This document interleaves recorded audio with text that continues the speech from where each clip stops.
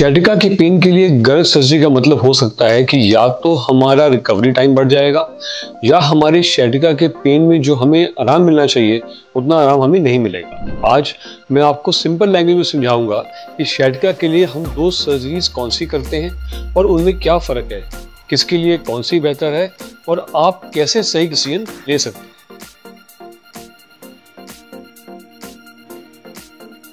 sciatica को ठीक करने के लिए मेरे जैसे स्पाइन सर्जन्स दो मेन सर्जरीज में से एक को चूज करते हैं, या डिस्केक्टमी या लेमिनेक्टमी। और अगर इन डिफरेंट सर्जरीज के साइंटिफिक नाम सुनकर आप भी कंफ्यूज हैं तो ये वीडियो एंड तक जरूर देखें, क्योंकि लास्ट तक आप अपने लिए सही चॉइस खुद से भी कर पाएंगे।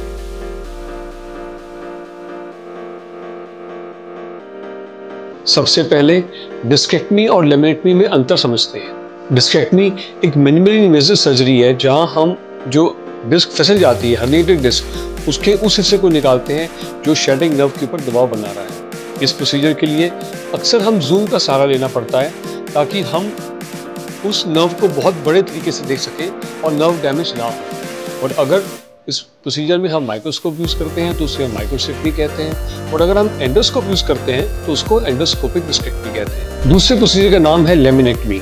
इसमें रीढ़ की हड्डी के लमाइनर नामक हिस्से को निकाला जाता है ताकि नर्व के ऊपर से दबाव कम हो सके। दोनों प्रक्रियाओं का उद्देश्य नर्व को डीकम्प्रेशन ही है, लेकिन इनका उपयोग अलग अलग परिस्थितियों में किया जाता है। यानी कि आपके लिए लेमिनेक्टमी बेटर है या डिस्केक्टमी, इसका जवाब आपके एग्जैक्ट स्पाइनल इशू पर डिपेंड करता है।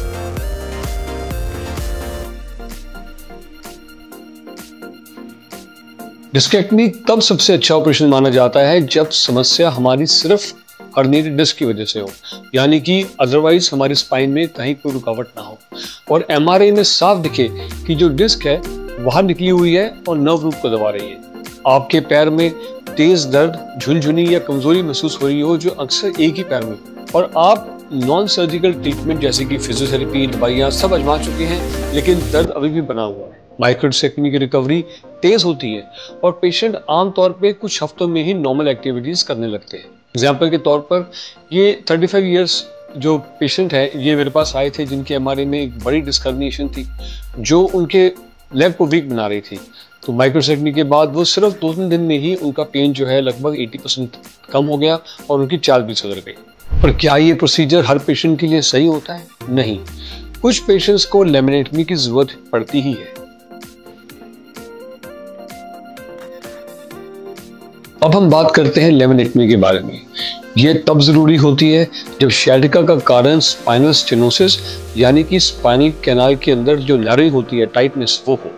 केवल डिस्क की वजह से नहीं, बल्कि हड्डियां भी बड़ी हुई हो जिसको हम ऑस्टिफाइड बोलते हैं, और उनकी वजह से नर्व के ऊपर दबाव बना हो। आपके चलने में जो दिक्कत है वो काफी समय से हो और खड़े पाने में भी काफी दर्द हो रहा हो और वो समय के साथ साथ लक्षण बढ़ रहे हैं। और हो सकता है कि कुछ केसेस में हमें ये प्रॉब्लम एक ही लेवल पे ना मिलके मल्टीपल लेवल्स पे मिले। ऐसे केसेस में लेमिनेक्टमी का सहारा लिया जाता है। सिंपल डिस्केक्टमी से काम नहीं चलता। लेमिनेक्टमी की जो रिकवरी है वो थोड़ी लंबी हो सकती है क्योंकि हड्डी हटाने के कारण स्पाइन में थोड़ा और दर्द पैदा होता है।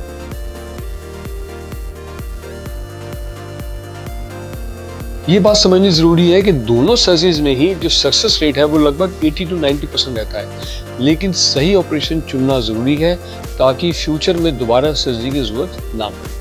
अगर सिर्फ डिस्क प्रॉब्लम की वजह से sciatica पेन है तो माइक्रोडिस्केक्टमी ज़्यादा बेहतर है, और क्योंकि वो मिनिमली इन्वेसिव होती है और रिकवरी भी तेज होता है। लेकिन अगर स्टेनोसिस की वजह से मल्टीपल लेवल्स पे नर्व दब रही है तो लेमिनेक्टमी जरूरी हो सकती है।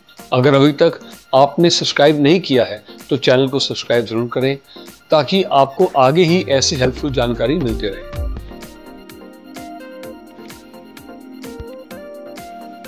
तो फिर आपके लिए कौन सी सर्जरी बेहतर है? ये 3 मेन फैक्टर्स डिसाइड करेंगे इसमें। एक तो एमआरआई फाइंडिंग्स, अगर हर्निएटेड डिस्क है तो माइक्रोडिस्केक्टमी, अगर नसें दबी हुई है तो लेमिनेक्टमी। दूसरा है सिम्टम्स, अगर सिर्फ एक पैर में दर्द हो रहा है तो माइक्रोडिस्केक्टमी, और अगर दोनों पैरों में कमजोरी आ रही है तो लेमिनेक्टमी। और तीसरा पहलू जो डिसाइड करता है वो है आपकी उम्र और आपकी health condition. Young active patients में सिंपल डिस्केक्टमी से काम चल जाता है, लेकिन जो ज़्यादा बुजुर्ग लोग होते हैं जिनको स्टेनोसिस होता है उनमें लेमिनेक्टमी ही sciatica दर्द को सही करने का तरीका रहता है। एक सिंपल रूल हम समझ लें कि अगर सिर्फ डिस्क का इशू है तो माइक्रो डिस्केक्टमी या फिर सिंपल डिस्केक्टमी, और अगर पूरी किनार टाइट हो तो लेमिनेक्टमी। अगर आपको अभी तक भी समझ नहीं आ रहा है कि आपके लिए कौन सी सर्जरी सही हो सकती है तो कमेंट्स में ज़रूर लिखें।